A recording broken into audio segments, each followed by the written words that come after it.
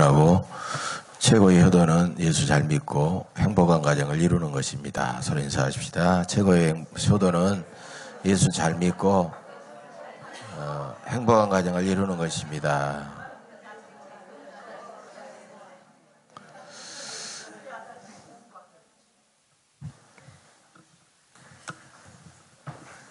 예, 10년 전 2008년도에 출간된 신경숙 작가의 엄마를 부탁해라는 장편 소설이 있죠. 이제 최근에 또 이 소설이 표절 시비 때문에 굉장히 한동안 시끄럽습니다. 그래서 창작가 비평사에 또 신경숙 작가를 향하여 또 고소 고발하고 그런 사건도 있었습니다만은 어쨌든 여러 나라 말로 번역이 되면서 굉장히 화제가 된 그런 베스트셀러 소설입니다. 우리나라에서만도 거의 한 80만 부 이상이 팔린 굉장히 유명한 소설이죠. 이 소설은 엄마란 존재가 무엇인가라는 큰 화두를 세상에 던졌던 그런 소설이죠. 그 소설의 내용을 보면 70대 치매에 걸린 어머니가 있었는데 그 남편과 함께 서울의 큰아들 집으로 올라오다가 한눈판 사이에 이 어머니를 잃어버리게 됩니다. 예, 그래서 자녀들이 어머니를 막 찾으러 다니면서 결국 어머니를 찾지를 못하는데요. 어머니와의 옛날의 추억 이런 것들을 회상하는 그런 내용들이 전체 소설의 흐름을 이어가고 있습니다. 곁에 있을 때는 몰랐지만 늙으신 엄마는 가족들에게 거의 잊혀간 존재였지만은 사실 그 엄마라는 존재가 막상 계시지 않으니까 얼마나 고맙고 소중한 존재인가를 눈물겹도록 깨우쳐주는 그런 소설이 바로 이 소설이죠. 이 소설에서 엄마가 이제 첫째 아이를 회상하는 그런 내용이 나오고 있습니다. 소설에 있는 대부분의 내용이기 때문에 제가 한번 이 부분을 여러분과 함께 나누고 싶습니다. 너는 내가 낳은 첫애 아니냐? 네가 나한테 처음 해보게 한 것이 어디 이뿐이간? 너의 모든 게 나한테는 새 세상인디 너는 내게 뭐든 처음 해보게 했잖아. 배가 그리 부른 것도 처음이었고 젖도 처음 물려봤고 너를 낳았을 때 내 나이가 꼭 지금 너였다. 눈도 안 뜨고 땀에 젖은 붉은 네 얼굴을 처음 봤을 적에 놈들은 첫애 낳고선 다들 놀랍고 기뻤다던디 난 슬펐던 것 같아. 이 갓난애를 내가 낳았나 이제 어찌해야 하나. 고단할 때면 방으로 들어가서 누워있는 네 작은 발가락을 펼쳐보곤 했어. 발가락도 만져보고 그러고 나면 힘이 나곤 했어. 신발을 처음 신길 때 정말 신바람이 났었지. 네가 아장아장 걸어서 나한테 올 땐 어찌나 웃음이 터지는지 금은보화를 내 앞에 쏟아놔도 그같이 웃지 않았을 게다. 학교 보낼 때는 또 어땠게? 네 이름표를 손수건이랑 함께 네 가슴에 달아주는데 왜 내가 의젓한 기분이었는지. 이런 엄마가 어린 자녀를 키우면서 이제 학교에 보내고 하는 그런 과정 속에 당신의 마음을 이렇게 아주 잘 표현하고 있습니다. 엄마라는 존재는 자녀를 위해서 무조건 모든 것을 희생하죠. 그러는데 부모는 자녀들은 가족들은 그 엄마라는 존재를 그렇게 당연하게 생각해 버린다는 거예요. 그리고 때로는 어머니를 까마득하게 옆에 있지만은 어머니를 잊어버리고 살아간다는 사실입니다. 여러분 생명을 유지하는데 절대적으로 필요한 것이 있다고 하면은 햇볕과 공기입니다. 햇볕과 공기를 누가 돈 주고 산다고 하면 얼마나 돈을 쓰겠어요. 근데 너무 귀한 것이니까 하나님 우리에게 은혜로 거저 주시는 거예요. 근데 거저 줬기 때문에 우리는 절대적으로 귀한 건데 그 필요성과 소중함을 별로 느끼지를 못하듯이 엄마라는 존재도 나에게 그렇게 필요하고 절대적이고 소중한 존재임에도 불구하고 우리는 옆에 있을 때는 까마득히 잊어버리고 의식하지 않고 살지만 막상 내 곁을 떠나고 계시지 않으면 절실하게 우리가 느껴지게 된다는 것을 이 소설은 우리에게 새롭게 깨우쳐주고 있다는 것입니다. 그런데 오늘 본문 사무엘하 18장에 보면요, 엄마를 부탁해가 아니라 아들을 부탁해, 이런 내용이 나오고 있어요. 예. 사무엘하 18장에 아버지 다윗 진영과 아들 압살롬 진영과의 전쟁에 대한 내용이 나오고 있습니다. 어떻게 해서 아버지 다윗이 아들 압살롬과 전쟁까지 하게 되었는지 그 과정은 여러분들이 아마 대충 알게 될 겁니다. 다윗은 여러 아들들 중에서 외모가 너무나도 출중했던 압살롬을 너무너무 사랑했습니다. 그러나 압살롬은 자기 동생 다말을 강간했던 이복형 저 암논을 마침내 계략을 꾸며서 죽이고, 또 아버지에게 죽지 않기 위해서 망명생활을 하면서 아버지를 그리워하면서도 원망하고 또 증오했다는 것이. 그리고 겨우 3년 만에 왕궁으로 돌아왔지만 거들떠보지도 않는 아버지에 대한 무서운 증오심을 키워갖고 마침내 반란을 일으켜가지고 아버지 다윗을 왕궁에서 쫓아내게 됩니다.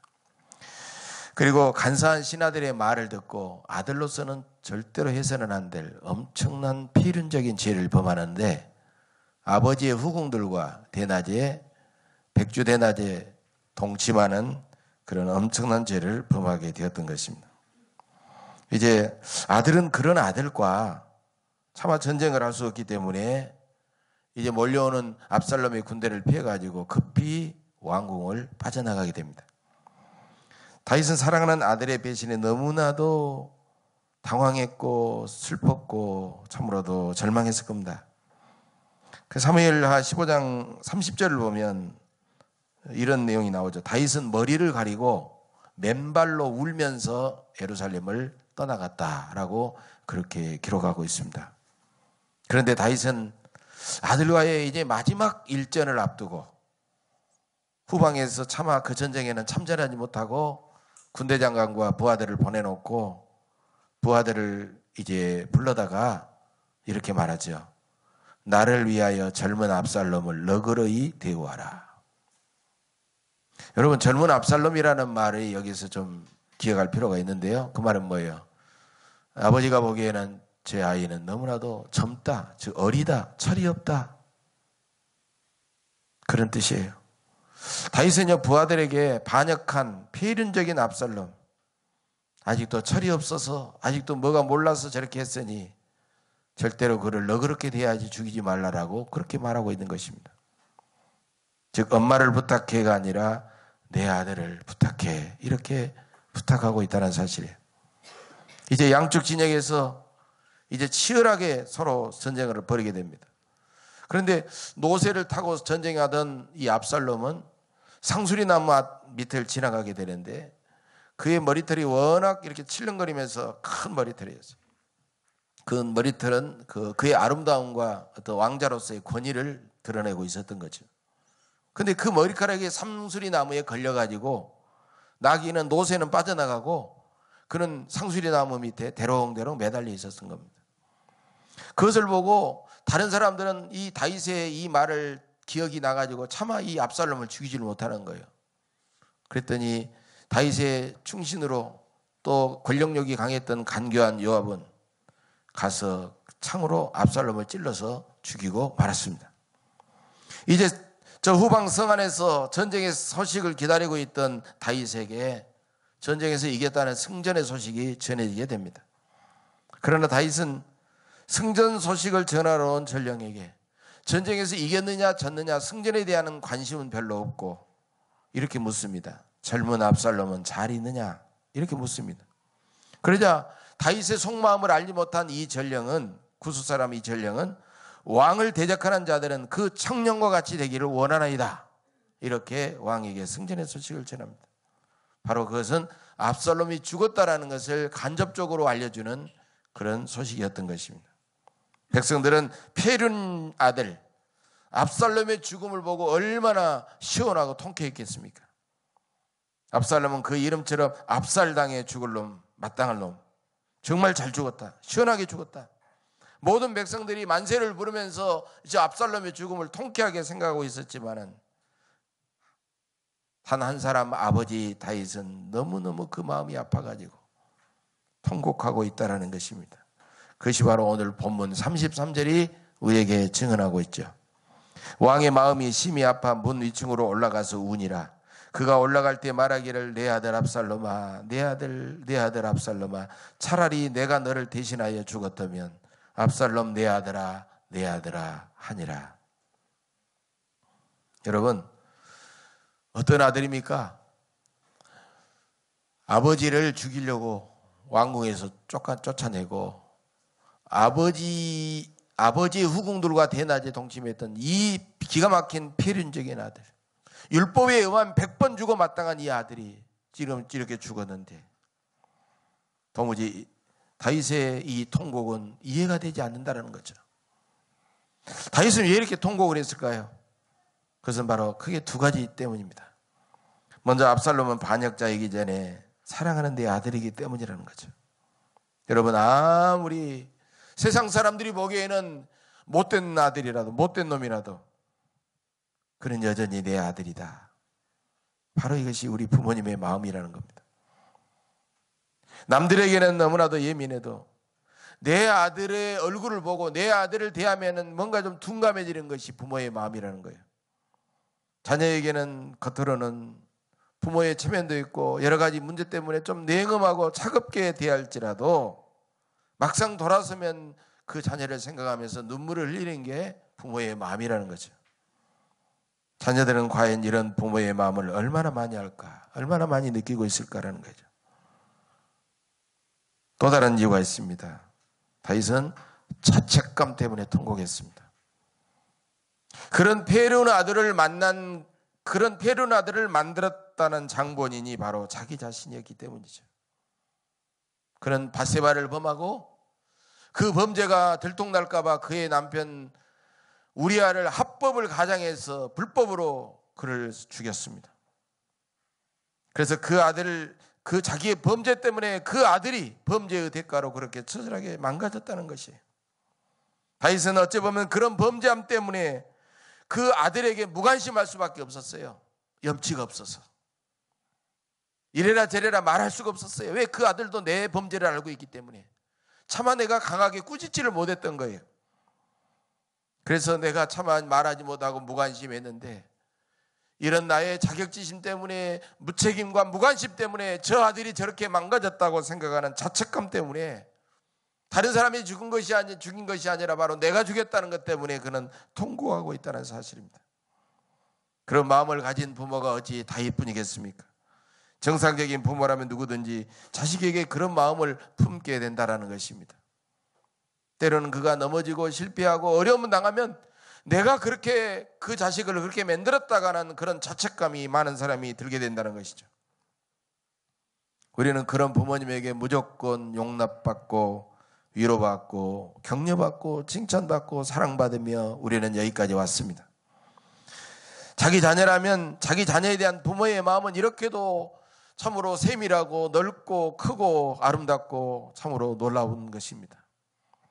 따라서 하나님은요, 10계명 중에 이웃에 대한 첫째 계명으로 내 부모를 공경하라 라는 제 다섯 번째 계명을 주셨다는 사실입니다. 이것은요, 부모를 향한 모든 사람이 가진 아주 기본적인 계명이라는 거예요. 이것은 기본적으로 해야 될 그 중요한 계명이라는 거예요. 근데 사람들은 그렇게 생각하지 않습니다. 자기 자녀에게 잘해주는 부모에게만 해야 된다, 그렇게 생각하고 있다는 거예요.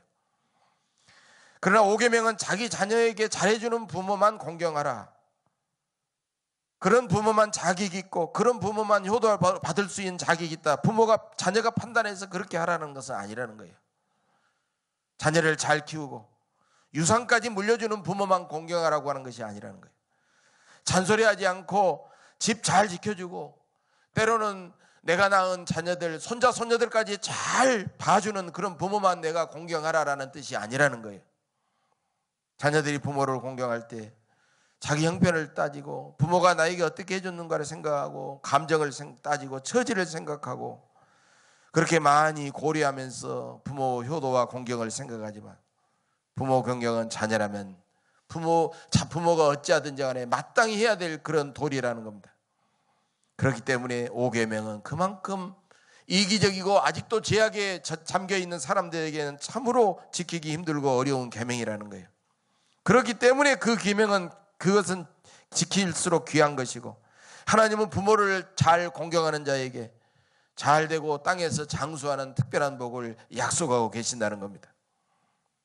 옛날 어느 집에서 할아버지가 술을 잡수고 돌도 안 된 갓난 어린 손자 옆에서 잠을 자다가요, 술 잡수면 그러잖아요. 술 기운이 떨어져서 잠을 자다가 이 아이를 그냥 깔아뭉갠 거예요. 이렇게 깔아뭉갠 거예요. 그러니까 아이가 그냥 숨도 쉬지 못하고 이렇게 그냥 옆에서 자다가 죽은 거예요. 이게 방에 아무 소리가 안 들려서 이렇게 와서 들어보니까 며느리가 세상에 시아버지 옆에 자기 아들이, 돌도 안 된 아들이 이렇게 깔려가지고 죽어 있는 거예요. 얼마나 충격을 받았겠습니까? 그러면요, 뭐 아버지 웬일입니까 하고 막 난리가 필 텐데, 이 며느리가 죽은 아들을 시체를 가지고 막 자기 남편에게 뛰어간 거예요. 여보 하면서 뛰어간 거예요.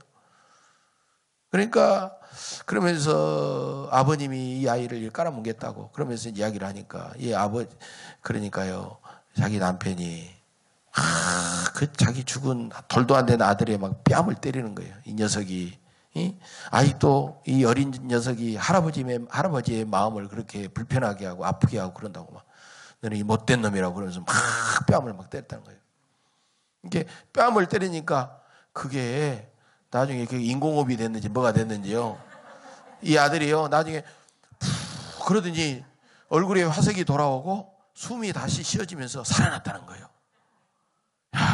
그게 참 이 내 그 부모님에 대한 특별한 마음 때문에 하나님께서 다 살려주셨는지, 그래가지고 그 마을이 효자 마을이 된 거예요. 효자 마을, 효자동이라고 그렇게 불려지게 된 거예요. 저는 앞으로 우리 예원교회가 하나님 아버지께도 영적으로 효도하는 영의 자녀들이 될 뿐만 아니라 육실의 부모님과 이 땅의 노인들을 공경하고 사랑하는 효자교회, 여러분들이 사는 마을마다 효자동, 그런 놀라운 역사가 일어나기를 간절히 바랍니다. 옛날 중국에는요, 가장 무서운 형벌이 5가지가 있었어요. 가장 무서운 형벌. 그 몸에다가 너는 죄인이다라고 문신을 새기는 거예요. 문신은 안 지워지잖아요. 영원히 이것은 주홍글씨가 될 수밖에 없는 거예요. 두 번째 형벌은요, 코를 베어버리는 형벌이에요. 코를 베어버리는 거예요. 얼마나 흉악한 형벌입니까? 그 말할 수가 없는 거지. 세 번째 형벌은요, 발 뒤꿈치를 잘라버리는 거예요. 발 뒤꿈치를 잘렸다 그러면요, 걷지도 못하고 너무너무 이제 어려움 당하는 거죠. 고통 속에서 지내는 거예요. 그 다음에 이제 네 번째 형벌이 뭐가 있느냐? 성기를 잘라버리는 거예요. 성기를. 네, 마지막 5번째 흉한 형벌이 또 하나의 형벌이 있다고 하면요, 그냥 목을 잘라버리는 거예요. 마지막 이게 가장 이제 최고의 큰 사형이죠, 사형. 근데 공자는 이 5가지 형벌을 받아야 될 죄가 몇 가지가 있느냐? 무려 3,000가지가 있다고 합니다. 3,000가지. 5가지 형벌로 다스려야 될 죄인들의 죄가 다 3,000가지가 있는데, 그 3,000가지 죄들 중에 가장 으뜸되는 죄가 뭐냐? 뭐겠어요? 뻔하죠. 불효죄라는 거예요. 불효죄. 도대체 불효죄가 얼마나 흉한 죄인지 가장 으뜸되는 죄다라고 공자는 그렇게 말하고 있다는 거예요. 그래서 인륜이 관계가 파괴되고 가정이 깨져버리면 인륜은 끝난다는 거예요. 이게 가장 무서운 죄로 다스려야 된다는 거죠. 아마 요즘에도 각 가정들마다 불효를 하는 자녀들을 잡아다가 이런 형벌로 다스린다고 하면은 어떻게 했어요? 몸에 문신이 없는 사람이 없을 거고, 코가 베어지지, 여기저기도 코가 베어진 사람들이 돌아다닐 거고, 발 뒤꿈치가 잘라지는 사람이 있을 거고, 성기가 베어지는 사람도 여기저기 많을 거다라는 거예요. 여러분, 우리는 그런 형벌이 두려워서 이것을 지키는 것이 아니라, 정말 하나님께서 자녀된 우리들에게 우리가 지켜야 될 준엄한 그런 명령이기 때문에, 절대적으로 우리에게 주신 계명이기 때문에 우리는 어떤 경우에도 육신의 부모님께 효도하며 살아야 될 줄로 믿습니다. 어떤 어머니가 아들에게 감동적인 이런 편지를 썼습니다. 그런데 평범한 내용이지만 참 은혜가 되더라고요. 감동이 오고. 그래서 여러분들이 한 번쯤 이 편지를 보면서 그 어머님의 마음을 헤아리고 우리가 효도하는 그런 기회를 삼았으면 좋겠어요. 조금 길지만 효도에 대해서 그리고 부모님과 우리와의 관계에 대해서 많은 것을 깨닫게 됩니다. 사랑하는 아들아, 결혼할 때 부모님 모시자는 여자는 택하지 말아라. 너는 엄마와 함께 살고 싶겠지만 엄마는 이제 너를 벗어나서 엄마가 아닌 한 인간으로 살고 싶단다. 엄마한테 효도하는 며느리 원하지 말아라. 너의 효도는 네가 잘 사는 걸로 족하니 네 아내가 엄마의 흉을 보거든 네가 속상한 것 충분히 이해한다. 하지만 네 아내의 흉을 엄마한테 옮기지는 말아라. 엄마도 사람인데 그걸 알면 기분이 좋겠느냐? 사랑하는 아들아, 나는 너를 베고 낳고 키우느라 평생을 바쳤고 너를 위해서는 지금 당장 죽어도 서운한 게 없지만 네 아내는 그렇지 않다는 것을 조금은 이해하거라. 너도 네 장모를 위해 네 엄마만큼은 아니지 않니? 아들아, 혹시 어미가 가난하고 약해지거든 조금은 보태주거라. 너를 위해 평생을 바친 엄마잖니. 그것은 아들의 도리라기보다는 사람의 도리가 아니겠니? 독거노인을 위해 봉사하는 사람도 많은데 어미가 가난하고 약해지는데 자식인 네가 돌보지 않는다면 엄마는 얼마나 서럽겠느냐.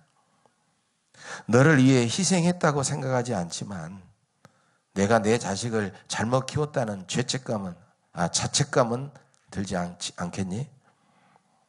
아들아, 명절이나 어미 애비 생일은 좀 챙겨주면 안 되겠니? 받고 싶은 욕심보다 잊혀지지 않고 싶은 어미의 욕심이란다. 사랑하는 아들아, 이름만 불러도 눈물이 나는 아들아, 네 아내가 이 어미에게 효도하길 원한다면 네가 먼저 네 장모에게 더 잘하거라. 네가 고른 아내라면 너의 고마움을 알고 내게도 잘하지 않겠니? 나는 내 아들의 안목을 믿는다. 딸랑이 흔들면 까르르 웃던 내 아들아, 가슴속에 스며드는 내 아들아, 네 여동생도 언젠가 시집을 가면 네 아내같이 되지 않겠니? 항상 네 아내를 네 여동생과 비교해 보거라. 네 여동생이 힘들면 네 아내도 힘든 거란다. 아들아, 내 행복이 너의 행복이 아니라 네 행복이 내 행복이거늘 나 때문에 너희 가정에 해가 되면 기꺼이 나를 잊어다오. 그건 어미의 모정이란다. 너를 위해서라면 목숨도 아깝지 않은데 너의 행복을 위해 무엇이 아깝겠니? 그러나 아들아, 네가 가정을 이루고 어미 애비를 이용하지는 말아다오. 평생 너의 행복을 바쳐온 부모다. 이제는 어미 애비가 편안히 살아도 되지 않겠니? 너희가 힘들더라도 너희가 알아서 살아다오. 늙은 애비는 이제 좀 쉬면서 삶을 마감하게 해다오. 사랑하는 아들아, 우리가 원하는 것 너의 행복이란다.